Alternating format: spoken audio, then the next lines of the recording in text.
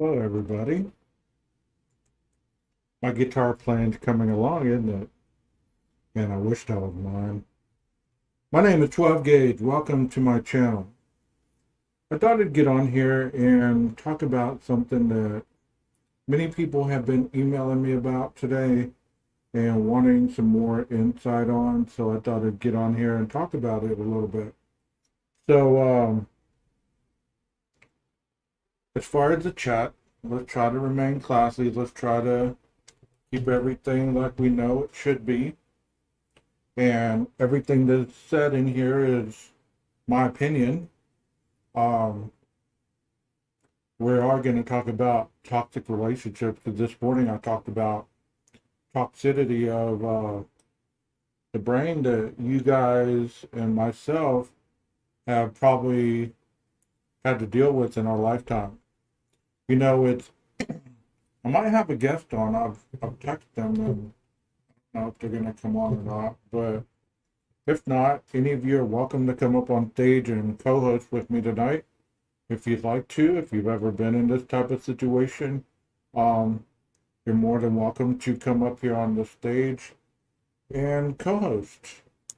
Because it's always good to have somebody to bounce off the ideas off of, especially whenever it's such a topic that needs to be discussed, but many people will really never talk about it. The reason that many people were emailing me about this topic is I guess they found a couple of firefighters that were deceased, and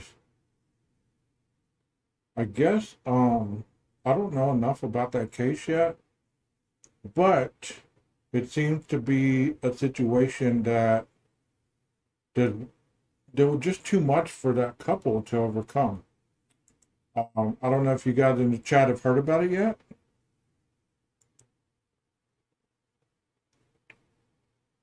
Okay. Exactly. Well, let me play the news report, and then that way you guys can see what I'm talking about here.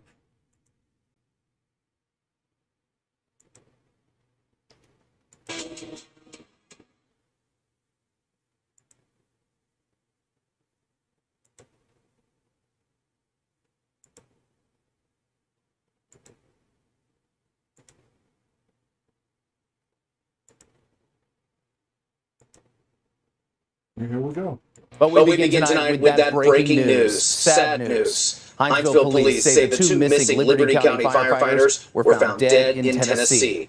Reagan Anderson and Chandler Kubander were both found inside Anderson's vehicle on Hollow Road in Cosby, Tennessee. Their bodies have been sent off for an autopsy. The Tennessee Bureau of Investigation says the investigation is ongoing. Cobb County is nearly 400 miles north of Liberty County.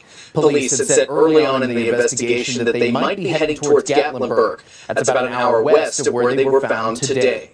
The pair had been missing since June 24th. Family members say the two firefighters were romantically involved for years, but recently broke up. The saga seems to have begun last Saturday. That's when Anderson, according to Pooler police, confronted Kubander at Olive Garden. He was on a date with another woman. She was arrested after keying his car.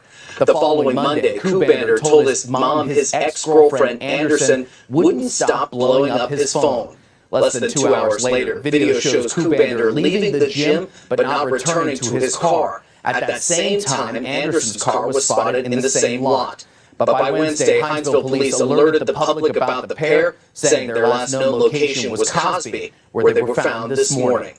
We're continuing to press officials at the TBI and the Cobb County Sheriff's Office to learn more. In the meantime, you can find all of our coverage of the story on our website, wjcl.com.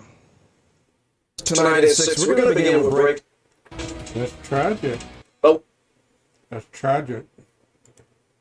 They were in a relationship, and the fact that the female had issues with jealousy and the fact that she couldn't let go.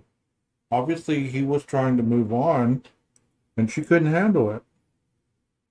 And, that is not a good thing whenever you're in a relationship with somebody and they're not able to let go of you once you break it off.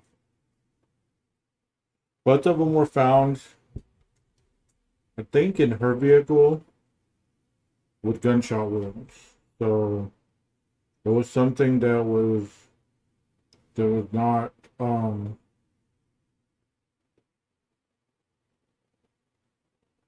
I don't know, it was something that wasn't dealt with accordingly. It's just sad that, we can get into situations like this. Like somebody said in the chat, we don't know until it's too late. And sometimes when it's too late, it could cost you your life. I gotta change the backdrop. It's driving me crazy.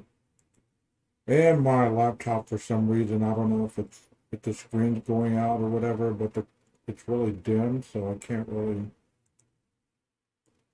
see a lot in the background. So bear with me here. See what you guys are saying. Watched the video when they were missing. Seen a lot of reports that were found, but haven't watched any reports on it yet. Yeah, echo. That's it. So do I have an echo?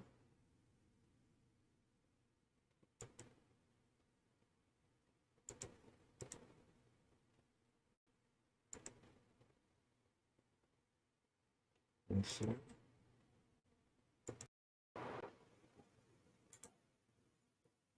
Is that better? Oh, the video had an echo. Oh, okay. Sorry about that. Is that better as far as my voice? No echo?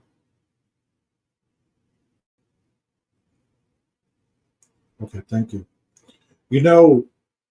Many times if you've ever dated or you've ever been in a situation where one person wants to get away from the other person, I mean, most of the time it's amicable, but sometimes they don't go so smoothly. Sometimes um, the person just wants to continue to stalk you, to um, text bomb you, to do all these things and not let you go. Have y'all ever dealt with anything like that? Well, you have, Jeremiah? How did you deal with that? I mean, what would they do? I've had people show up unannounced, or, I've had girlfriends that I would say, I'm going to be studying or I'm going to be doing this. And later on, I'd find out that they drove by my house to make sure there was nobody else there. I'm like, wow. Ronnie says, me too. Absolutely sad and tragic. Ronnie, what happened with yours? Oh my God. And that's a big one too. Watching a news broadcast about this situation, and one of the key areas of an unhealthy person's mindset is whenever they're constantly talking about committing suicide. Like if you want to break it off, they say, well, fine, I'm going to go kill myself. At that point, you need to understand that you're dealing with an unhealthy minded person and you might need to get them some help. You might need to, even if you don't want to be around them, you might need to take them somewhere that can get them some help. I don't know how other states work, but here we have um, emergency rooms that are set up with mental health counselors, and we have public. They're called OSAR, where they go out and they screen the person to see if they need to be on a 48-hour hold, especially if they want to commit suicide, because it is against the law, believe it or not, here where I live, where it's against the law to claim that you want to hurt yourself. I'm sorry to hear that, Jeremiah. I mean, that's tragic, and that's the outcome a lot of times that many people don't really see coming. It just kind of overwhelms you when it happens. You're like, oh my God, did you have to take it that far? It's just tragic. And I was talking about the toxicity this morning, about people thinking and about, how you can continue to keep yourself motivated whenever things are going on around you and you feel like, these people are just hijacking your time, they're hijacking your mood, they're hijacking all these things, and it seems like you're walking in a prison and you can't escape it. So my condolences, Jeremiah. I mean, if you ever want to talk about it, you know where you can come. I'll talk to you about it. Maybe not on the stream, but email me and we can set up a time and we can talk. Maybe get on StreamYard and talk it out. That's one of the member perks that I have. Is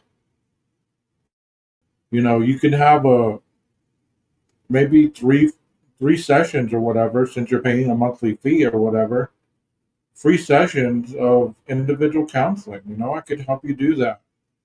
I know it's a little high because I messed up and I put $5.99 instead of $2.99. I'm still new at all this, so if you do get a membership or you gift a membership to somebody, that's one of the initial perks of it, is they can get somebody to talk to for a little bit.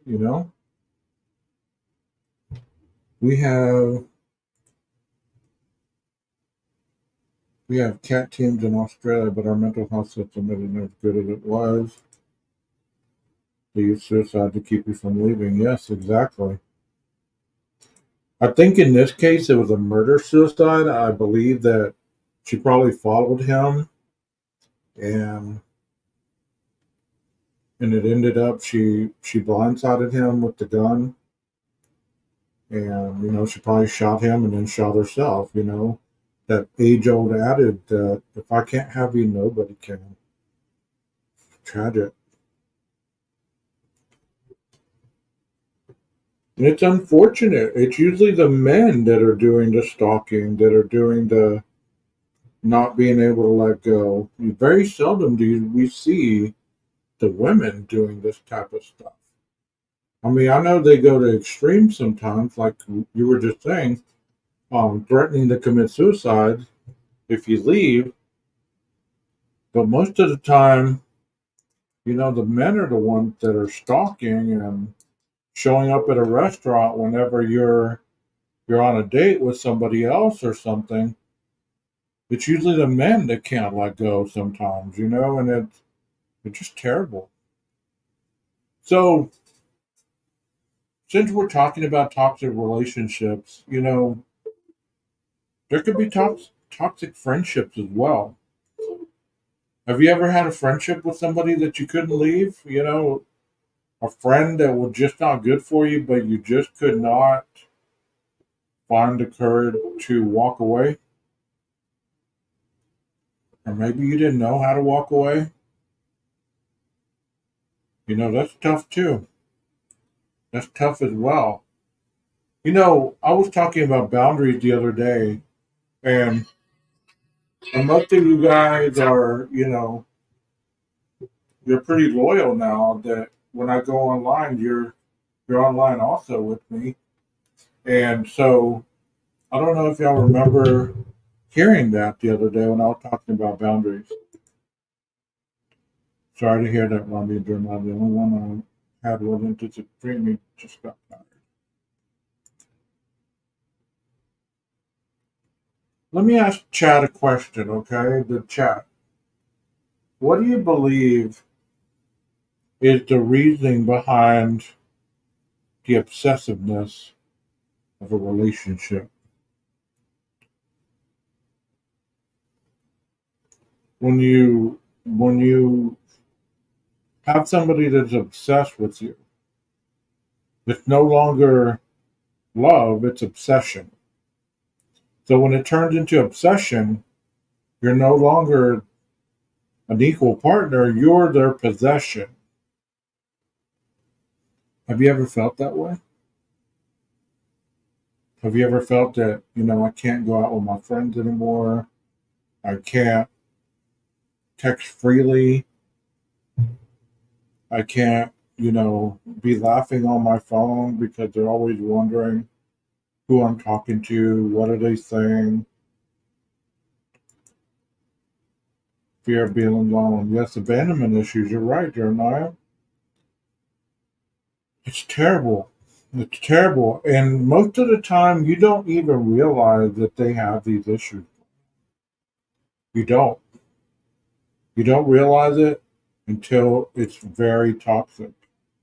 You can't understand it for sure it happened. I know a lot of people they can't because you fall in love with these individuals and they're sweet and they're caring and they go above and beyond for you. And then all of a sudden something happens out of the blue and they just turn on you. They quit loving you and they start treating you like a possession because something in their head is it's not letting them have peace, or they gaslight you, or they have these areas where they're constantly planning these thoughts. You know, they have these thoughts of, I can't live without you. You're so important to me. I can't lose you. I can't go through this world without you. That sounds a little psychotic, right? Good evening. That sounds a little psychotic. Does it not? I mean, it goes a little deeper than abandonment issues. I mean, you can have abandonment issues, you're right. But then it keeps piling up and becoming very psychotic. It went really far. He almost killed me. I just a car. Wow. Narcissistic. You're right. So after he did that to you, Rondi, did he love bomb you after that? Like, I really love you and I won't do it again. And, just give me another chance. Here's somebody almost killed you and they're not wanting to leave you alone. Like, they don't see what they did. They just see that you want to get away from them. Did that happen? Did you have to put a restraining order on them? Hey, Kim, did you have to do that?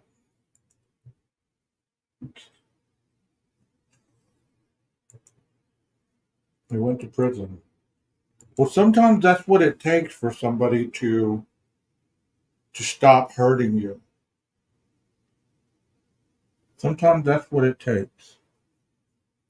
Because otherwise, they're not going to learn. You kick them out, like that said, she keyed the car.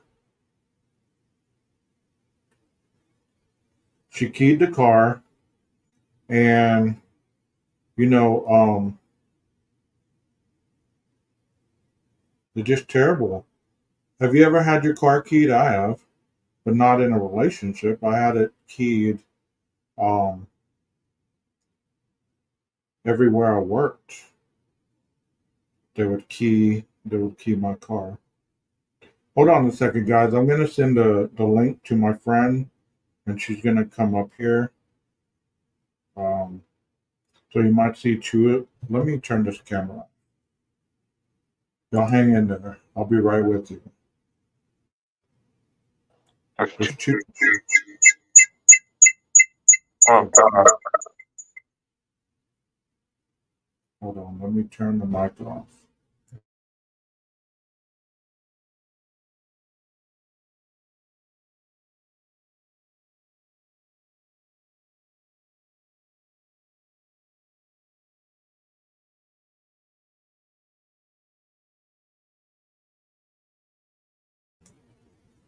Sorry about that. Everybody's ears okay? I'm sorry about that. Have you ever addressed what you wanted a person wants to be? No, no way. See you later. Asking as going for people pleasing an environment don't easily change to no as an okay answer. Yeah, I mean, sometimes no is not an answer that people can't handle. Yeah, I mean, you're very brave to get out of those high risk situations like that because it's tragic. It's tragic whenever you're hanging on for something and you're hoping that this is going to change and it doesn't. Or it changes for a little while and they promise to never do it again and I'm going to do this and I'm going to do that. And they might start doing it because they're fearing losing you. But as soon as they start doing it, they slide back into the old behavior.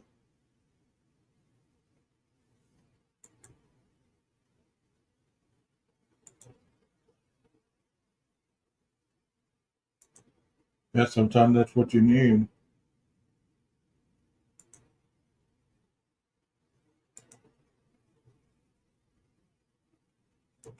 You know, like I'm saying, it's not only men though. Like in this situation that I just played, women sometimes, and in I don't even know the initials that well, so forgive me. LGBTQ, I think it is, community. They have the same type issue. Because as human beings, we don't want to feel like we failed. We don't want to feel like we failed in a relationship. We don't want to feel like I've given my all and this is what I get for it. You leaving me? I've given you my time. I've given you my love. You've met my family. You didn't have a family and they took you in and it's kind of like regrouping, it's like a grieving process. And a lot of times people don't like to grieve. They don't want to go through that process.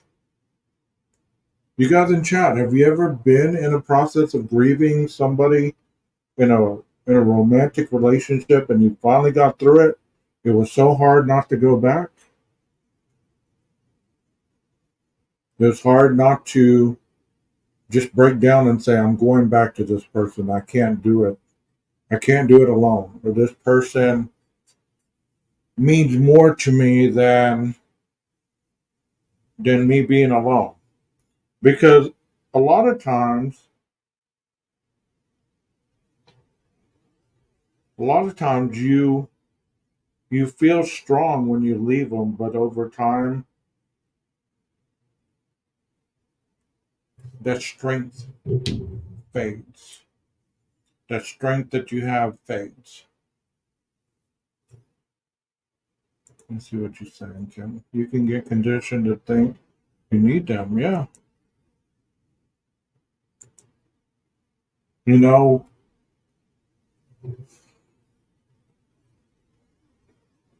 and we've heard of cases that where the women have killed the men because they had no other choice, they felt like they were getting beaten, they were getting all this stuff. You want to turn your camera off or you want to be on cam?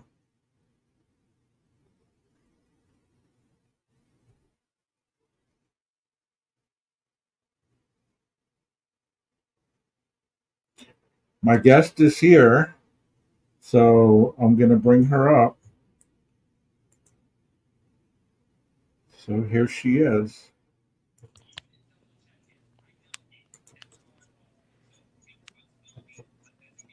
Can you see me? Can you hear me? Yes. Hi. Hey, how are you? I'm great. Say hi to the chat. I know. I'll be in there in just a second, okay? Okay, you can turn the cam off if you want. I mean, All it's right. cool.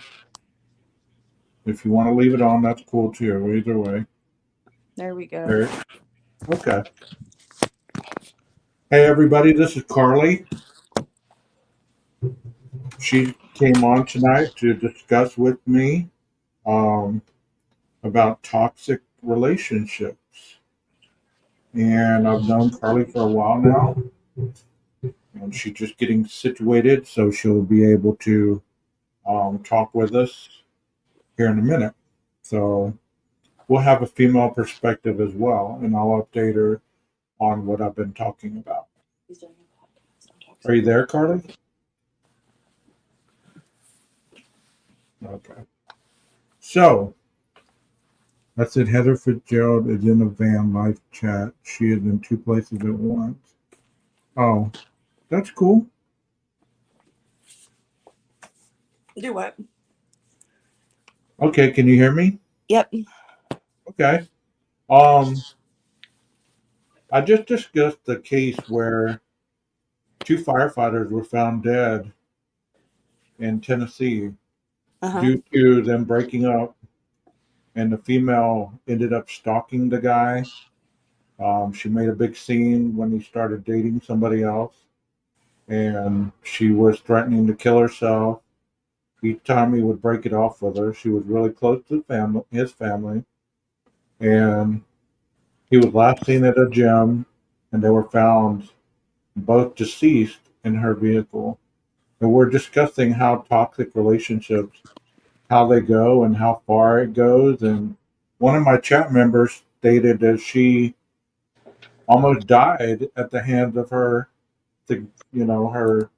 her significant other, and he had to be sent to prison to get away from him.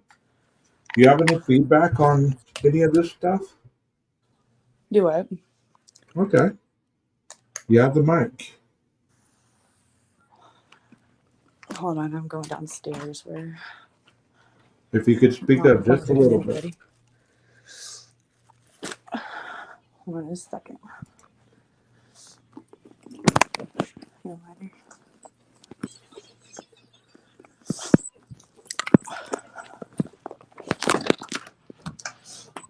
Okay. Okay. Hold on, Martin. Okay, so reiterate what you were talking about with the firemen. Yeah. I didn't get to grasp all of that because I was upstairs, but now I'm situated. Okay. So, have you ever had any situations in your life that have been toxic? Yes, multiple. Mainly, most of them were self-blinded. You know what I mean? I had on those rose-colored glasses that make you not want to believe what's right in front of you. And that's probably the most dangerous thing that has led me into the toxic situations that I've been in. I don't think up until this year, I'm 29 years old, and up until this year, I have never been in a healthy a healthy relationship where I was able to be transparent or vulnerable or comfortable with somebody. And it's hard. It's been really hard for me to learn healthy behaviors, I guess. You know what I mean? And how to be rational instead of jumping to the worst conclusion. Right. But if you want that, we'll go to. You want to talk about the Well, we can just talk about your situations, or I mean, I'm just basically talking with the chat about the things to look for and how it goes too far and how to really protect yourself from it going too far. Have what did you have to do? Oh, I'm gonna bring up the situation that took me out of Big Spring. Well, just keep where you're at. Kind of, yeah. Yeah. I got involved with a person who, okay, let's put it this way, Martin. I have figured out where I have went wrong on the toxic relationships. Okay. Yeah. Um, a narcissist will listen to everything that you have to say in the beginning about who you are, what you want out of life, so on and so forth. And after you tell them everything that you want in life or what you see for your vision, they reiterate that same scenario back to you, but they reword it in their words, and then it makes you think, oh, this is perfect, this is just for me, this was sent for me. Mm-hmm. And then after the first 2 months they start to show their true colors. It's inevitable. It always starts to show, but that is one thing I have noticed. Well, what's one of the first things that you notice start to change? The energy, the consistency is where it starts first. Where they were putting in grade A effort, that they start to fumble on that a little bit. You know what I mean? Okay. And then after the consistency, the time is, they're not putting in the same, like the amount of time, the energy, nothing. And then sometimes, whereas y'all were like, where you start off in that honeymoon phase, Mm-hmm. I don't believe that there should be a honeymoon phase. Like, does the newness sometimes wear off? Yes, but those feelings should continue to grow from where you start off at. They shouldn't disintegrate. Does that make sense? Yes, it does. Um, So at that point, is the argument start the untrusting, yes, that's kind the of like, accusations? Is that when it starts? yeah. So that's whenever you start to question things. It's like, okay, so what am I doing wrong? Why is there less contact? Why is there less of this? Why is there not as much time being spent together? You know what I mean? Mm-hmm. Why aren't we doing things that we normally do? Why aren't we talking about things we normally talk about? Um, why aren't we addressing new things that are becoming, you know what I mean, an issue? Yeah. One of the chatters said anger and snapping can be a red flag. Oh, most definitely. Especially, okay, so especially if you're seeing somebody that say they like to go out and have drinks sometimes, you know what I mean? And their personality switch it, like they flip it as soon as they get intoxicated. Okay. That's something to look for as well. Okay. You're right. I mean, anytime that somebody um kind of escapes with chemicals or alcohol or something, and they always blame it on stress or their job or life in general or past issues, or if you have any kind of let's say they have a relationship with their child's mother or something of that nature, there's always some kind of drama, and they're always looking for some reason to treat you not like you need to be treated, but they treat you just like a problem. Like you're a problem all of a sudden. You're just another problem in my life. They may go above and beyond to get you, but then like you said, after a while they just forget. It's almost like they take you for granted. Is that not Yeah. true? Things, and especially when things stop becoming appreciated and it becomes expected, that's another thing. It's like, why? What's this? Mm-hmm. I've never gotten too comfortable with somebody that I've expected them to do something every time just because they did it the first time. You know what I mean? You always show gratitude and always show that you're appreciative. Right. Um, but somebody that's toxic will be like, well, that's what you're supposed to do. Have you ever been the female that has been broken up on, and you stalked somebody, or you showed up at a restaurant or at a bar or somewhere and acted a fool because you saw them with another person? Absolutely. Yeah. I have, yeah. Okay. And how did that go? Did it go well? Did it? I mean, what happened? You Um, don't have to name names or anything. Just briefly summarize it. it ended up very physical for me and the other woman involved, and then for me and the man that it involved. And it got me out of character. Very, like, I mean, severely. and I'm laughing at it because it's embarrassing now, you know, when I Yeah. think back on it. It's not something to be proud of, but yeah, that's actually happened more times than I'd probably like to admit. But and not only that, like after you go through this so many times, it's not that you become scared of commitment. You become afraid of the embarrassment that's going to come with trying to be in a new relationship. And people will get you there, you know. Situations like that will put you in that kind of mindset. Right, right. Because I mean, it's been so long since I've been in a real,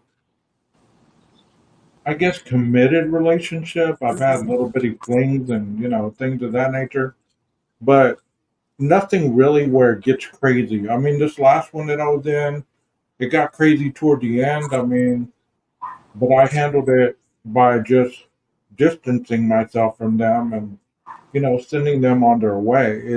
I didn't entertain it. I didn't give them a second chance. I didn't give them the opportunity to say, I'm sorry, I'll make it up to you, this, that, and the other. No, when you threaten somebody's livelihood, it's time to go. Because I mean, you try so hard to advance your life, you can't have anybody or anything step in the way and take you backwards. You can't. So, Right. in the past I would have been like, okay, let's try and work this out. Let's try to, sometimes you gotta have little argument to have great relationship, making up and all that stuff. But that's just toxic. It's toxic. The only time that you're talking is when you're fighting. And I mean that's not healthy either. I Martin, that's one of my biggest things is like if I can't talk to them, you know what I mean?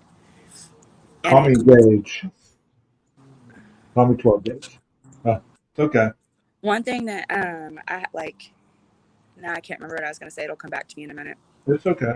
But go ahead with what you were saying. Kind of like the chat is saying, violence can escalate quickly. Violence It is never a does. good sign to exit. It's never Violence good does. sign to exit stage right. I mean, if you, oh my, here's one that says, I know, oh, I thought you said I had a black eye. He Kim said, was. I like C. Patrice. Thanks, babe.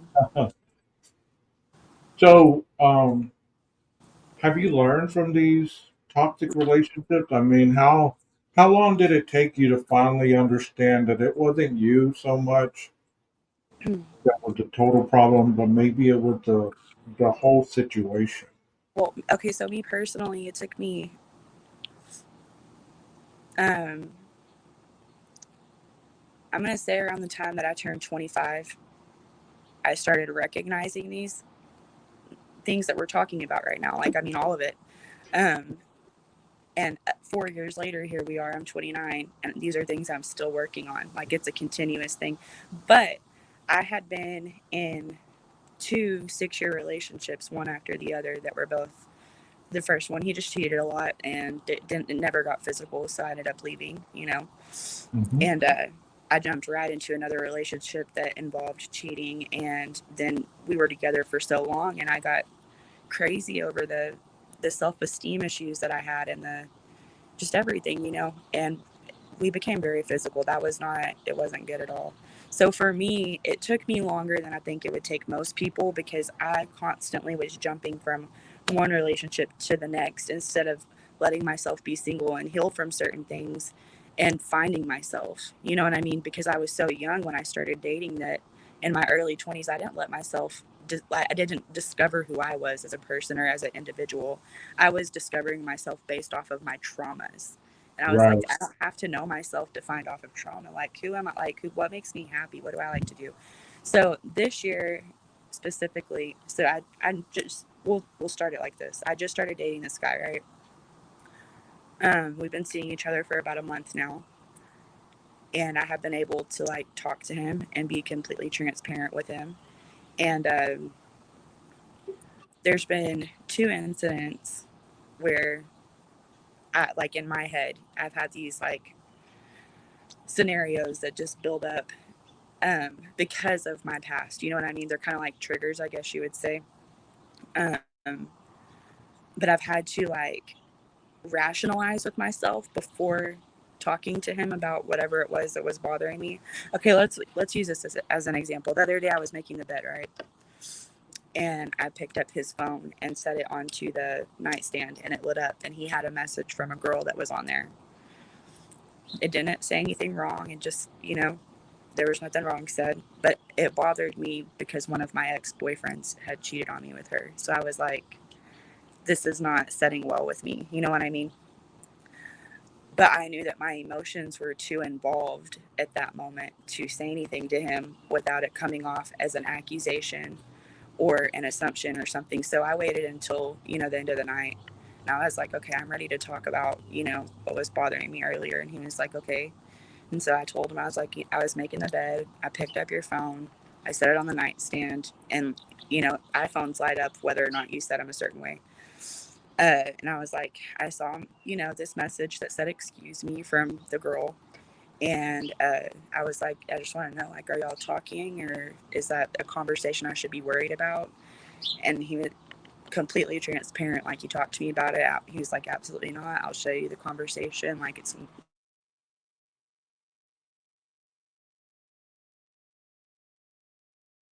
You cut out. You went black. You're on mute. I think you got a call or a text message. Rondi, when I was younger, I thought that was normal.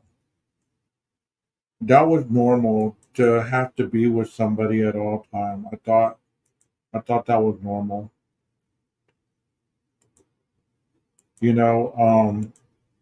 Hopefully she'll come back. I thought it was normal to have to be with somebody in order to feel safe, to want to build a life, all those things. But, over time, whenever you get used to being by yourself, it's hard to share your time. It's hard to share your patterns of living. I mean, it's not that you won't, but if the other person has any kind of inconsistencies and they're all over the place or they're messy or whatever, then it causes problems. Does that make sense? So, typically unique. You said self-talk. Yes, positive self-talk.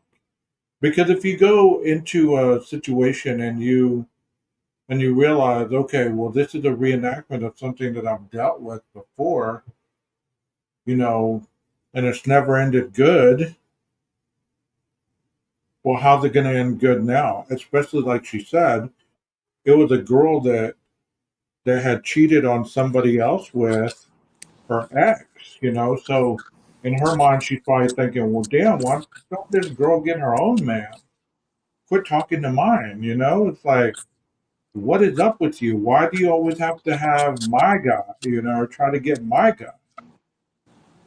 Yeah. Welcome. Welcome. I guess you got a call or a text and you got I had booted. 2 calls. Yeah. I Okay. put my phone on Do Not Disturb so it doesn't disrupt the connection again. But go ahead and continue what you were saying. You were saying some great stuff. Well, so like I You told said you him, found a text message. Y'all were having a conversation. He was very transparent, and then that's where it went. yeah, and whenever I talked to him about it, like, he gave me that reassurance, like, you don't have to worry about that with me. I know that this has happened in your past. And I even apologized to him about it. I was like, I'm really sorry that I let that upset me, because I'm letting my past interfere with what we have going on right now. And that's something I need to work on as an individual. And it took, I'm not even going to lie to you, it took me like 4 to 6 hours to rationalize that and like come to the terms with, like, he's not the problem. She's not even the problem. You know what I mean? I need to have that self-confidence. I need to regain my self-esteem and not let my past situations interfere with what I have going on right now in the present and for the future. Yes, I did a video stream this morning on that, exactly what you're talking about. And that's why I wanted to follow up with this stream tonight, because it's easy to identify the problem, but if you never get to a solution or hear something that's positive to work through these things, a lot of times you're just stuck in the problem. And you Yeah, can't always like I said this morning, and the lady said in her stream, you can't be broken in the present and only envision the positive you in the future. It doesn't work that way. it You doesn't. have to be positive in the present to be working towards being better, like you said, on a daily basis. That's the Hmm. only way it's going to work out. Yeah. See, and so what I've started doing with my past relationships and with the trauma that comes with it or whatever is instead of looking at it as trauma and triggers, I'm like, how can this be a lesson? How am I going to learn from this? Instead of being like, oh, if this happens to me again, I'm going to lose my shit.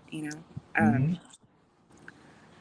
I don't want to be that girl. I don't want to be the girl with low self esteem or being insecure because I'm stuck on past situations that are no longer relevant. The only So person here, holding on to it is me. so here's a little. I'm going to get a little personal here. You don't have to answer if you don't want to.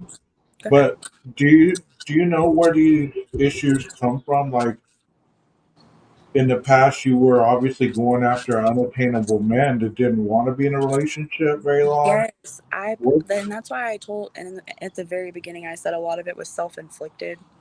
Um I made these men believe that it was okay to treat me that way because I would continue to go back and go back and go back after, you know, said things have happened and it it would just allow them to do it to me again. I was giving them the power, the opportunity, the ammunition to continue to do the same things over and over. So Right. that's at some point it stops being their fault and it becomes mine because I'm giving them that, like I said, I'm just giving it to them to be able to do whatever they want to do with it. Hmm. Um, and a narcissist will go as far as they can with whatever they have. What's the most dangerous you've gone with a narcissistic person? We had somebody in the chat say that she almost got killed by it. How Do far what? has We had somebody in the chat that said that she almost died because of her narcissistic boyfriend or partner. What's the furthest you've allowed it to go? Um, Did okay, it well, ever get physical? I mean, did you ever end up in the hospital? Did you ever have any broken bones, any kind of black eyes or anything like that? I know it's like, but yes. Okay, so I actually ended up leaving Texas, and you know this, but I had gotten involved with a guy that I knew nothing about his background. Um, I just knew who he was. I knew the image that he had, the facade. I saw the facade that he had and the image he had portrayed of himself. And after about the 2 month mark, I'm going to say 6 weeks probably of being around him, uh, things started to show like the big red signs. You know what I mean? Like the first time that I had cooked for him, uh, he didn't come. He came an hour later than what he was supposed to, and he got mad at me because I had put the food up instead of waiting that hour on him. And I was like, why didn't I get a phone call, a text message? You didn't respond to anything. Okay, so the same guy I stay involved with for at least 8 months, and then I find out that he's involved with a bunch of street stuff, whatever. And he was very abusive, very verbally, mentally, physically, and 3 times my size. Uh, there are plenty of times, like, I mean, he would physically break into my house when I wouldn't answer my phone because I'd be asleep. And I would wake up to him beating me up my ass. Like, he would pull me out of my bed and he didn't even live there. He didn't pay bills there. He had no business being there. And because he was on federal papers. Yes, guys, I picked a winner. He is a true felon. Um, I couldn't call the cops because I was scared of revoking his parole. You know what I mean? So yeah. it got as far to the point it was physical. It was abusive in every way that you could possibly imagine. And then it got to the point where I almost went to jail on a conspiracy charge because I didn't know what he had going on. Whenever I was at work, I was working 2 jobs, and I almost went to jail on a conspiracy charge because of this guy. And the one that I told you about that I got physical with when I saw him with another girl at the bar, I can't tell you how many times that happened before I actually left. And it actually took him having a kid with another woman while we were together before I actually left the relationship.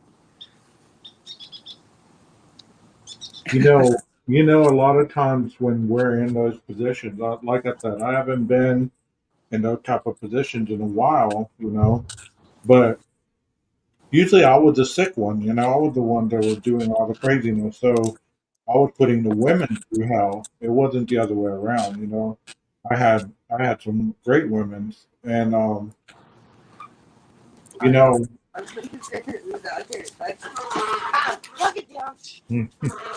it just it's Podcast. just crazy that whenever you realize that you're hurting somebody, like I said earlier, sometimes the behavior does change, but only for a minute. And Yeah. then slowly it goes back to old behavior, old thinking, old patterns. And the first thing people try to do is gaslight you. Oh, you're just crazy. Why are you thinking like that? Why do you always accuse me of that? Or why you always think that I'm doing this?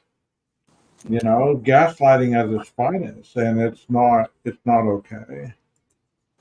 Ever. Yeah, we have a comment that said you sound so healthy now. So happy for you. Oh, thank you.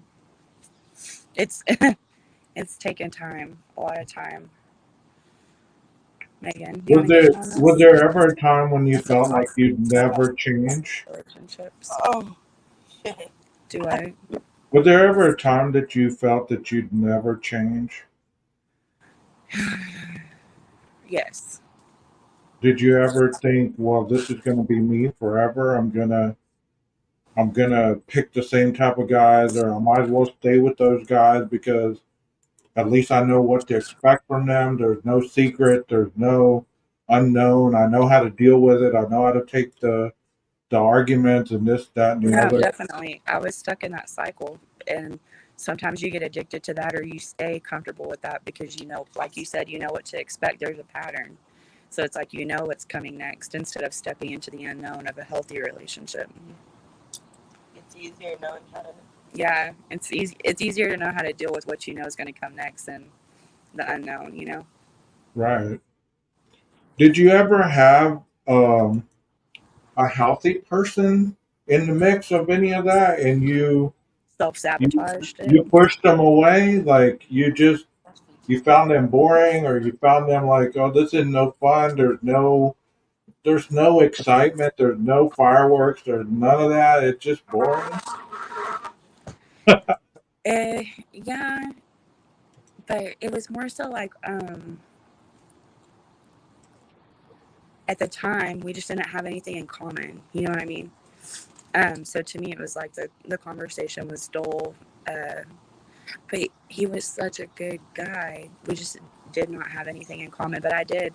There's been a couple of times that I've started talking to somebody, and I would self-sabotage it, like, push myself away or push them away. Either way, I would just create distance because I would be like, something's like bound to happen. You know what I mean? This is going too Right. good. It's too good to be true. Type thing. Yeah. I've actually had to talk myself out of doing that with this relationship. So when I first started dating him, or the guy that I'm with now, I almost ran. I almost ran the opposite direction because I had feelings surface that I have not felt. Some of them ever, and some of them in a very long time. And Right. and it was the same for him as well. Him and I actually had a conversation about this. Whenever he told me that he almost ran, I started laughing and I was like, "What? Why?" And he was like, "'Cause he was like, I've never caught feelings that quick for anybody." And I told him, I was like, I was in the same, like, debating the same thing, but I'm glad either one of us did it, and we both started laughing at each other because it was like the irony, but we chose not to. And what's crazy is, my ex-boyfriend was the one who told him to stay with me because I'm a good girl and that I would be good to him. And he said that was the reason why he stayed. And I thought that was absolutely insane. But it happened. And here we are. So. Well, yeah, sometimes, you have that reactionary, I got to get out of here. I don't understand what I'm feeling. It's scary. Um, what if I lose myself like I've lost myself in the past and I can't get out and it turns bad? And I think that's the most that people feel whenever they're starting to feel that positive emotional attachment. They feel like I gotta run, you know? Yeah. Especially with the new feeling, like the transparency and the vulnerability. So that's one thing that I've realized, as a woman, you know what I mean? You have to be able to make your man feel comfortable with you, and knowing that he can be vulnerable with you. He has a safe haven in you, just like a woman expects to have that in a man. You know what I mean? Without it being thrown in their face. Without it ever, you know what I mean? Right. That's huge. That's huge for a man. And always leaving an open door for communication has been helpful for me, because whenever I leave that open door of communication for him, it's reciprocated, tenfold, actually. Whenever you start out with an open book, you know what I mean? It's crazy if you're starting out honestly, and then you maintain that, like I said, just that open door of communication, and you make your partner comfortable enough that whenever they come to you with the truth, or they come to you about something that's bothering them, and you actually sit down and talk it out, instead of like, patronizing them or degrading them or making them feel like their feelings are not valid. Right. Yeah. Hold on a second, Carly. Hey, Chad, I timed that person out. If they come back and they start again, just block them. It's fine with me. I don't have a clue who they are or what they're talking about, and we don't need that kind of person in our chat. I gave them a chance, and I don't know what's going on, but just make sure that you do what you need to do if you got a wrench, okay? Okay. So, toxic relationships at work. Have you ever experienced that? Oh, Like at work? being at a job and feeling like maybe the job is toxic or people treat you in a way that you don't feel comfortable being there, or have you ever had a toxic friend that you couldn't get away from? Yes. I'm just asking because my life. It's very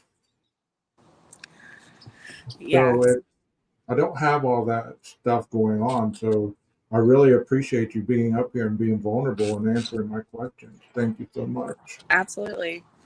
Um, What these would are you that's what the would ones you that you have to, like, suggest? huh? What would you suggest with the friendships? If you have a friend that is toxic in your life and you've kind of outgrown them, you've wanted to do something different, how would you suggest breaking free from that toxic relationship? Um, you, I recently actually had to go through this. I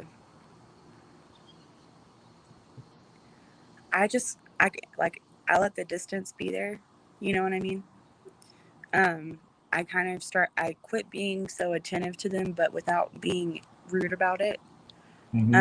And then whenever they came to me and asked me, like, I've noticed you've been distant lately, like, what's going on? And then I tell them the things that have been bothering me, like, um, I know that you're going through this and this and this at your stage of life right now, but I'm in this phase of my life right now, and what you're going through is hindering the process of what I'm trying to go through. Right. And And how did they take that? well, the way that I see it is they weren't a true friend because they took it pretty personal. You know what I mean? Um, but it's like, one of the people I didn't get to see the name, but they said it at some point you got to draw a line. Um, and whenever I drew that line, they did not like it. Now, a true friend is going to be like, okay, it might hurt their feelings at first. You know what I mean? It might make them upset.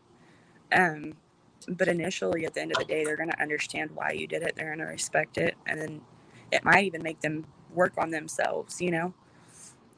But I don't know. At the situation that I went through, she clearly wasn't a true friend because everything came back on me and I was the problem. And it was just like, okay, if I have to be the villain, I will, as long as I don't have to be in the situation anymore. Well, that's a great example that you just gave, because I was talking about that this morning. At some point you can love people from a distance. You don't have to stay around And in order to still care about them. you don't have to wish them any ill intent. You can still wish them the very best and love them from a distance. Yeah. I've had to cut off a lot of people. I've actually been making new friends because my old group of friends it's the same stuff. They haven't really, I'm outgrowing them, like literally what you were just asking. And it's not that I disagree with what they're doing in life or how they're going about things. It's just, we just went two separate ways. And I'm sure that a lot of people, and you can agree with this, have had to do that with me at some point or another. You know what I mean? Of course, of course. Even you being one of my friends, you've had to do that at one point in time where you've just had to be like, okay, Carlie, you got to figure this out for yourself. You need to. I got to take this phone call. Can you keep talking while I do this? Yeah, absolutely. Okay. Does anybody have any questions they have for me personally? That's in the chat.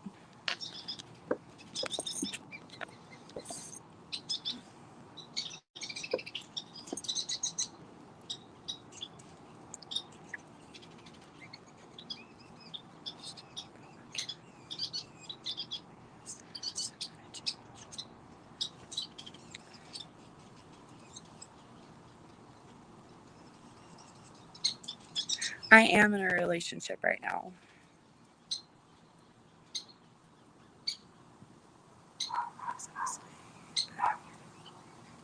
Yes, I've had to cut off family as well if they were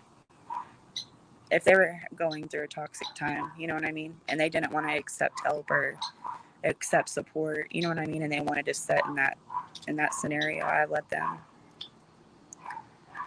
Jeremiah, I'm sorry that you've been there and done that.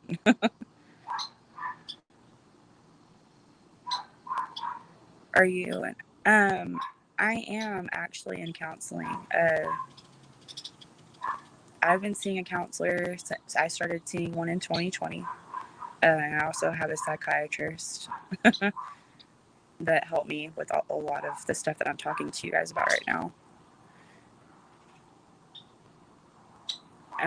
And Kim, yes, he is a great guy. And anybody that's been around him, they have nothing but good things to say about him. So I'm hoping he's a good person too.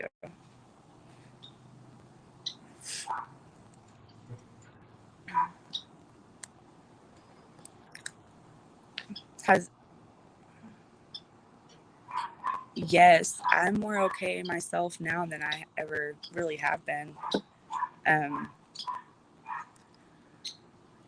My 20s were all about growth and learning. And now that I'm nearing 30, it's like I know who I am. I know what I want. And I know what I'm going to put up with and what I won't put up with. So That's awesome. That's awesome. It's I was hard. letting them ask some questions. It's hard to get to that point, right? Oh yeah, it was really, really hard. There was a lot of self-analyzing that I had to do. And it was there were a lot of hard pills to swallow, whenever, especially when you're like looking at yourself and you're like, I'm not that type of person, am I? And it's like, yeah, you are. And it's a hard pill to swallow sometimes. Well, I know the area where you're at, so I mean, there's a lot of toxic people in that area, anyways. So it's difficult to break free from the generational or the cultural area where you're at, Hmm. and sometimes you don't want to distance yourself from people that you knew your whole life. Because Right. they start talking, well, you just think you're better than us, and you're not better than us, and we know about you, and we know about your past, and we know about this, and we know about that. I mean, Yeah. at one point, it's like, I don't care what you think. I don't care what you believe. I have to be good for me. Well, and at that point, whenever you realize that they're knocking at empty doors. You know what I mean? Yeah. Vacant houses that you no longer reside in. And so I've just that's become a non-factor for me where I'm at, because like you said, you know where I'm at. Um, this is a place where it's a small town, so you're constantly trying to outrun your past. But once you've let go of your past, there's no more outrunning it, because there's nothing to outrun because it's gone. Yeah. I mean, I grew up in the same area where you were talking about, and I have friends here from when I was younger. They never left, and we have nothing in common. I Do you? mean, I care about them. I bump into them, I shake their hands, I'm like, cool, what you doing, blah blah blah. But do I hang out with them? Do I go do stuff? It's always, we should get together and this and that, but I never get the phone call. Yes, I do. I do know. I'm trying to read the comments too.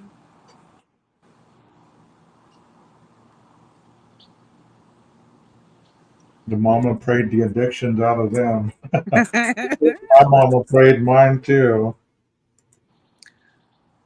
Everything. Everything has a reverse effect on me.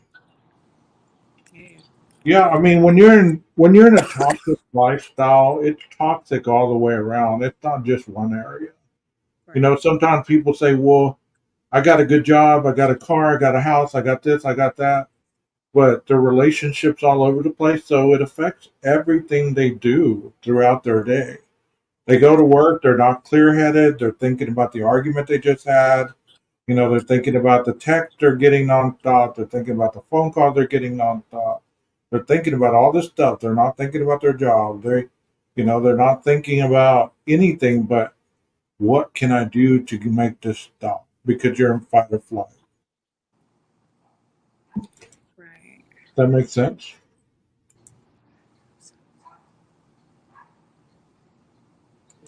Hi, love Tina. How you doing? Echoes of clarity. That comment is so on point. Yeah, that's true. You can't outrun yourself.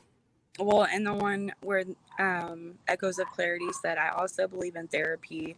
Number one, even though I am a life coach, I know some say just to come to them, but not me. Most people need therapy. In my opinion, 98% of us need it at some point. Yes. And so many people are afraid to admit that because they don't want to say that they need help. It makes people feel like they're weak if they're talking about their problems. I never understood that. They I can't, a mean, lot of people are not able to put their pride aside because and, and it's the older generations too, but like, because the younger generations are more open minded to this, but you have to think, okay, so I'm going to go based off my grandma's generation, right? She is the type of woman to like, you don't know her issues, you don't know what she struggles with. It all stays to her. And I've had to start talking to her. And finally, I got her to go see a psychiatrist and talk to them. And I was like, you don't have to come home and tell me anything that you talk to them about. Just go do it. And she got a diagnosis and she got put on medication. And it's like, it's helping her. And she doesn't feel like she's going crazy anymore. But sometimes therapy, or just, you don't even have to go to a psychiatrist to be put on medication, but just having somebody to talk to that can show you healthy coping mechanisms and like, I don't know, what am I looking for here, Martin? Like, healthy ways to cope you're fine. You're fine. You're doing good. with what you're dealing with. Yeah, I mean, you said it right. I mean, the older generation, they and those are some of the stigmas that they grew up with. You don't ask for help, you don't cry, men don't cry, they don't let you know what's wrong with them. They just go and deal with it the best way they know how. And a lot of times that's why a lot of men die early because they hold all that stuff in and their body just is breaking down with all the stress, all the worry, all the frustration, all of that. And that can go back to where I was telling you, like, as a woman in a woman's position, it is very important in a relationship to make your man feel, or to let him know, like, he has that vulnerable space, he has that safe haven, he can come talk to you about anything and it's not going to get thrown in his face later. Or but some men don't know how to talk about their emotions because they were always told to suck it up, or you, boys don't cry, men don't cry. And so they're not taught to talk about their emotions, so they express it in anger, or like Well, maybe another person that was in the chat, they medicate it with drinking, or they could medicate it with another their choice of a substance. But that's been a harsh factor that a lot of people don't acknowledge. And mhm. girls are taught to communicate their feelings from the very beginning. What's wrong? Why are you crying? Talk to me. um and I think that that's not something that's very acknowledged either. And whenever people go into relationships, and that's where some people clash too, just lack of communication and lack of being able to communicate something, or lack of being able to comprehend what's being communicated to you. Exactly. And also, men a lot of times they have these old fashioned values for some reason or another that they want a subservient woman. They really don't because they look at the wildest women and they tend to cheat with those type of women, but at home they want a subservient woman. I don't understand that concept. I mean, you know what I'm talking about, right? I know exactly what you're talking about. And it's like, I want you to be home. I want you to have my dinner when I get home. I want you to do my laundry. I Mm-hmm. want you to, keep the house clean, this and that and the other. If I was ever to get in a relationship, I wouldn't know how to give up that chore. Like I do my own laundry, I cook for myself, I clean the apartment, I go grocery shopping, I balance my own bills. I do everything because it needs to be done. Yeah. That would be the hardest thing to give up is to allow somebody to trust somebody enough to let them help you in that area because you're so used to your own routine. You know what I mean? Yes. Okay, so whenever I'm just weird. I'm the type of person, whenever I go into a relationship, I'm like, okay, let me do this, this, and this, because I was raised by my grandmother. So it was like, you do this for your man or whatever. With him, it has been a little bit different because he has roommates. So I haven't just came in here and like been like, okay, let me make sure that everything's in order for you and everything's good to go. Um, it's been like kind of, it kind of threw me off at first. Hmm. But I am the type of person to be like that, and then I'm the one that's cheated on with the wild girl that you can't maintain. That's why I was laughing when you said it, because it's like I know that story all too well. Yeah. Um, but I don't know. So that's part of your love language, obviously. If you've identified that, you've heard of the five love languages. You're Yes. obviously a giver. You give, you take care of stuff. You those are your ways of showing love. You might not be a very touchy feely person. You might not say I love you all the time, or give those positive things all the time.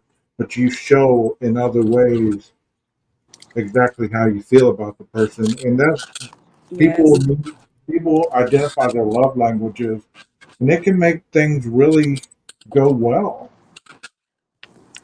Mine are, yeah, my love languages are acts of love. You know what I mean? Showing. Um, Most definitely.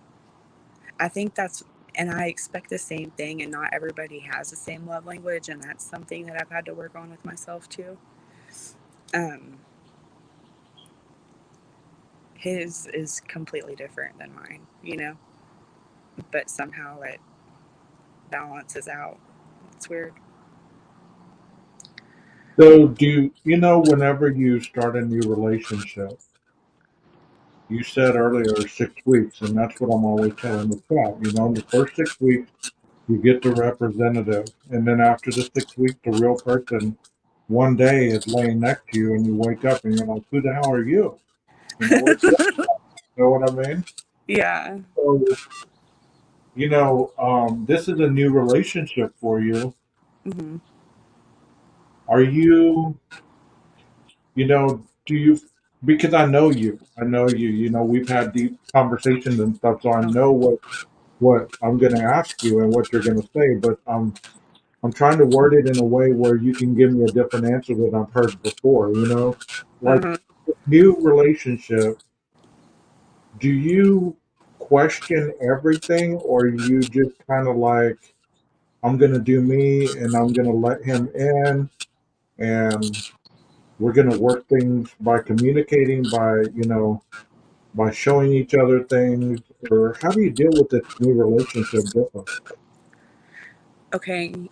He has given me zero reason to not trust him. Okay. And there have been things where, okay, so on your question, it's like 50-50. Like, do I question things at times? Yes. Do I question them all the time? No, because I'm like, Carlie, quit self-sabotaging. Quit getting inside your head. Like, live for the moment and don't read between the lines. Like, sometimes there's nothing there to be read. Just Right. enjoy the moment. And no. Oh, the first time that something had bothered me with him is in his industry, he deals with just the same amount of women that he does men. Uh, so, I don't know. And I'm trying to find the right way to word this. Um, there was one night that I saw him like address and give her a hug, like he would anybody else in that building. But with that one girl, it bothered me for some reason. And later on that night, I had asked him about it, and he said, that was so and so that I told you that I had talked to before. And I was like, oh, okay. But you see how up front, like, he didn't have to tell me that that was the same girl that he had used to talk to. You know what I'm saying? Now Mm-hmm. he confirmed why my gut feeling was off about when I saw it.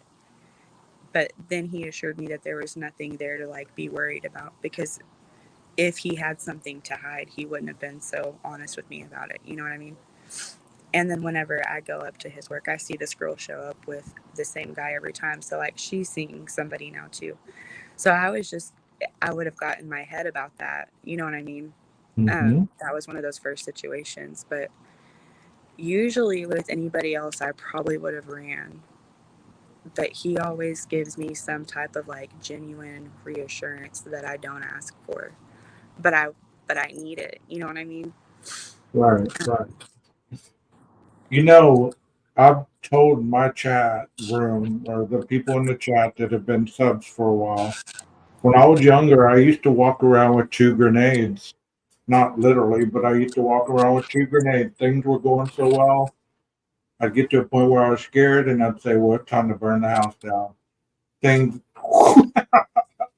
throw those grenades behind me, just burn down the house, just burn it all down. And it just, you get to a point where you get tired of that. You get tired of that. You get tired of living like that. You get tired of hurting yourself, because that's the reality, is you're hurting you. Yeah. The person's going to cheat on you. They're going to move on to somebody else or who they're cheating with. Mm-hmm. So Also, one thing that I don't get in people a lot of times is if you're talking with somebody and you have somebody, how would you not think that if they leave you when they're with somebody, they won't leave you for somebody? Does that make sense? Like if you're dating, like you're dating this guy, and I'm using an example because I'm not in a relationship. You're dating this guy, then somebody else catches your eye, and you start talking and texting. You end up leaving this guy for that guy. How is that guy going to be confident enough to not feel that at one point you're going to leave him for another guy? You get what I'm saying? Or vice Yes, versa. I do. Yeah. Yeah, yeah. I mean, it just, but people don't think that way. They think that, I'm the best thing they've ever had. They're never going to leave me, you They know. think they're the exception. Yeah. And Even that's, with marriages, like I've known people that or women that have left marriages for something that they felt was better, and then the guy got left for another guy. hmm Just went down the line, and he was devastated. He was like, "How did that happen? How did that happen to me?" yeah, Well, bro, karma's a mother. Karma's evil. it is. Well, it's like what the Bible says, you reap what you sow, right? Yeah, Oh man. No, and you know how it is here. That's why I'm laughing because it's like, you know how bad it is in this little town yeah, I do. I with do. with those situations. But I, And, I and try to keep myself so out of the mix. Like, I don't know anybody anymore, hardly. If I bump into somebody, I get called a certain name that I answered to when I was younger, and that's how I know it's somebody from my past hmm because hardly anybody ever called me by my government name. Call it my government name, you know. But it's different whenever you embrace somebody that you know from your past because they're so shocked at who you become. Like I get so many times, I'm like, they go, "I know what you do for a living. Who would have ever thought that?" And I was like, "You're right, bro. I mean, because I was pretty much lost in the bottle in my 20s and early 30s. There's no way I would have ever become a counselor, a therapist, a PO, any of that stuff. That I was on the other side. There's no way I would have ever been on this side. I'm one of those people that was on the other side. Like I was the high school dropout that got her GED and didn't go back to college until I was 24. But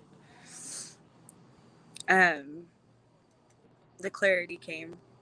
It still came. It took a while, Yeah. but it eventually did it made its appearance. See you next time, absolutely 13. Thank you for your kind comment. You're always welcome here. Yeah, I've been trying to read the comments and talk with you at the same time, but I can't multitask. Well, government name is basically what you get called by everybody. We all have shortened variations of our names. Um, we might be called a nickname. Obviously, Gage is not really my name, but I didn't want to, I haven't really been comfortable enough to let the world know my real name. But I mean, if you're smart, you can probably figure it out, but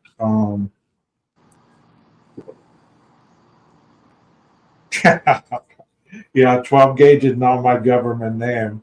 I could change it to that. It's cooler than my name. I mean, I think that 12 gauge is really cool. I mean, I almost got a tat. My first tat was going to say 12 gauge and a big old rifle or a big old shotgun barrel. But, I'm just, yeah.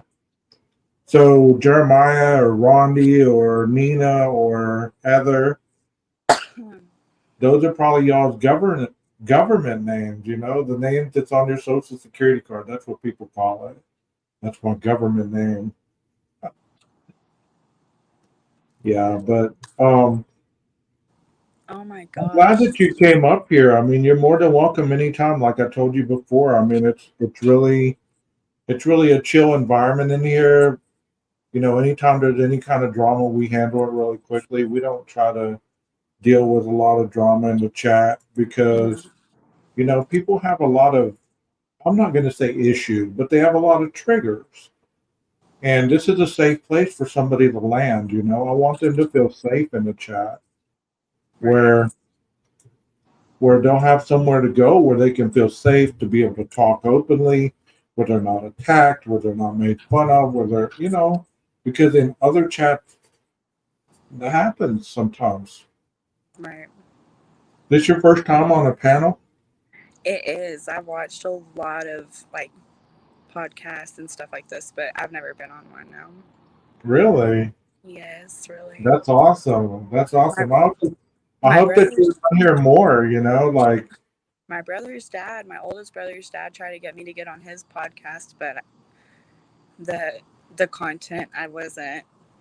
yeah, I yeah. had nothing in common with it, so I was like, no, I'll watch it. You know, I'll subscribe, but Yeah, well Sunday's kind of like a chill day for us. You know, in the morning I do the serenity thing and I, you know, talk mm, about mental health stuff and you know, in the evening I try to do something like that to kind of follow up with it and stay with the calm, you know, serene Sunday. And then the rest of the time I usually do true crime, you know, do true crime stuff. So at any time if you're ever, you know, up to date with any of it, the hot topic of the whole YouTube streets of the Idaho 4. You have any thoughts on that? I still need to go back and watch those. Do you remember me? I'm sorry, my mind just completely went off track. It's Do you okay. remember me telling you about the Murdoch murders on Netflix? Do what? Do you remember me telling you about the Murdoch murders on it's Yeah, on yes, Netflix? You yes. really need if any y'all that if y'all watch Netflix or like true documentaries, crime documentaries, that is such a good one to watch. It took me a minute to get into it, but once you get into it, it's like what just happened. Um, Yeah, I think I watched that on Netflix. I think I did, yeah. it was pretty. I don't know. That one was crazy. And the Night Stalker. Did you get to watch that one? Yeah, I've watched that one a lot, yeah. I think I've probably I'm watched that one 3 or 4 I'm times. gonna do see it's I'm glad that you said you're gonna have to go back and watch it because you're really not caught up with it like that. That that tells me how most of the world, other than YouTube, because most people's perception on YouTube is everybody is talking about the Idaho 4, and it's not that at all. You mention it to people, and they're like, "What? I Yeah, didn't know what happened. What are you talking about?" And then you kind of run it down to them, and they're like, "Well, that's something I don't really want. You know, I don't want to." yeah, I know it. I didn't know about it until I went and looked at your Yeah, videos that you had. I had no yeah, idea.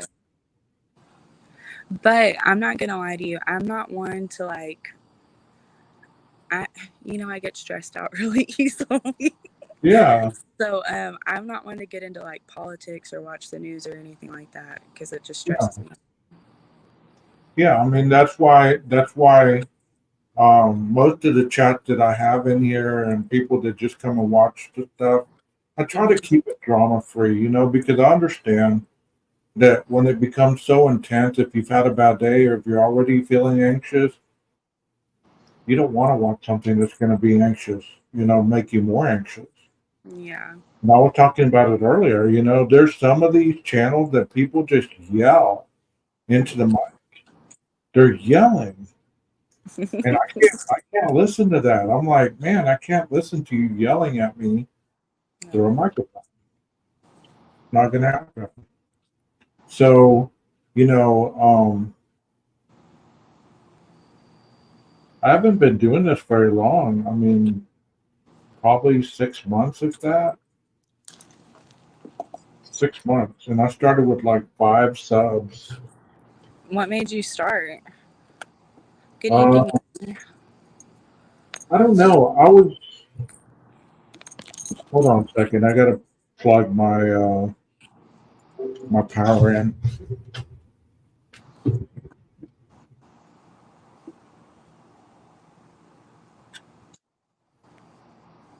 I unplugged my power source. I didn't even realize that.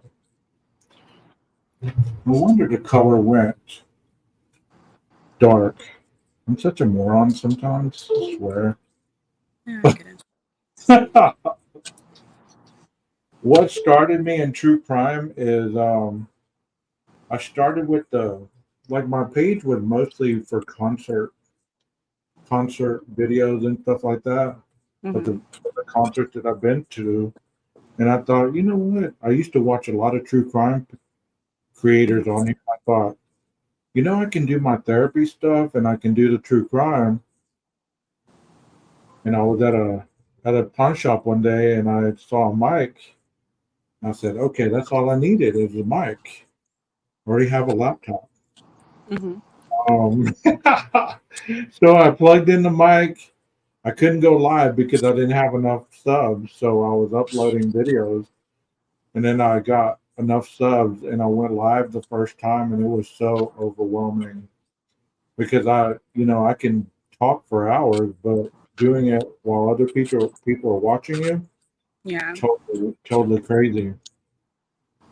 Thank God that I started with only like one or two people in the chat, and like right now we have 15. We've had as much as 21, and that's a Yeah, lot you for just me. like work your way into it. Yeah, and now it's no big deal. I mean, I can sit here and talk for hours and hours and hours, but I try to keep people interested in what the what's good, what can help, because that's my goal, is to just be helpful. Even in the true crime stuff, I want to be helpful. I don't want to be focused on the negative because we have enough negativity in this world. That's for sure. Well, let me ask you this, because they don't know me. Am I the same person on camera that I am in real life? Yeah, there's no difference. No, Huh? there to me, like this is like a conversation you and I would have on the phone, just minus like people watching, like us knowing people are watching. Right. And I'm glad you said that because, I want people to know that I am real, Yeah. that I'm a real person. And the way I am on camera is the way that I am in real life. There's no But fake. There's no yes. fake. Now, um, we we used to sit on the phone and talk for hours about stuff like this. Yeah. But that was whenever I was going through it. Like most of the stuff I've talked about tonight. The actual depths of it. um, I've seen you at your lowest, and I've seen you at your highest, and mhm. I've seen you in the middle. I mean, it's always great to see people continue to better themselves, and I'm happy that you're in a new relationship. I wish I you the think. best. I Thank wish you. you the best.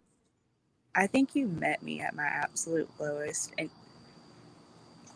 you met me when I was 23. So it's been 6 years um, of just watching the cycle of growth on both ends. We've both grown a lot. It's crazy. Yeah, I mean, I've been through some. It's interesting. Like I've told the chat this before, and I really didn't realize it until probably 2018 when my good friend died. After that, I realized that I attract needy, broken, um, mean, lost females. That is not a lie. That That is not a lie. I mean, just Do you remember specifically the one that I knew that I got upset that you were talking to whenever I found out? that's who I'm talking about right now. Oh my goodness, I was so upset with you for I told you no, no, no, no, no, no. I don't know where my sanity went during that time. I don't know where my morals, my values, it just kind of all went out the window. It's just like I She, was saying earlier this morning, I was saying, sometimes you're working on yourself and you're getting better and you're starting to feel better about yourself and you say, well, I can, I've been working on myself so much. Let me go out and mingle amongst the people. I'm kind of, I've been isolated. And then something catches your eye, and instantly you've been starving yourself for attention or whatever it is. And man, you just latch onto it with all you got.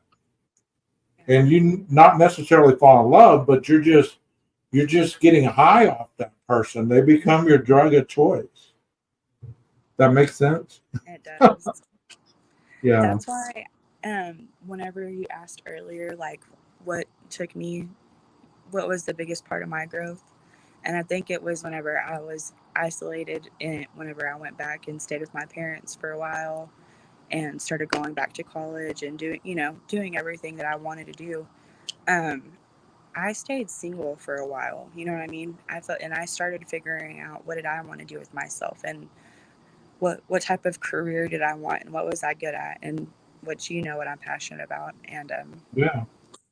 and I'm still that's still in progress. That's still a thing that I'm pursuing. Um, Well, I've always told you when you graduate, I want an invitation to your graduation. oh, most definitely. Mine's going to be March 2025 or June. March or June, one of those months. I'm hoping March in Washington, D.C. I'll send you my address. All right. Um, I'm very proud of you. I'm glad you're still continuing to like further your career too. I mean, I want, sometimes sometimes you don't pick it, it picks you. And, I don't know. It's easy for me. It's not difficult. yeah, That's why we're telling somebody, that's why I was telling somebody that, what I do for a living, and they're like, "Man, you ought to share that online. You ought to share that in your streams on what all you do. That way, people can get an understanding of your new job and stuff. They know you're a therapist, but they don't understand, that you actually handcuff people and you transport them and you do this and you do that. That you're actually more than just a therapist." And I said, "Well,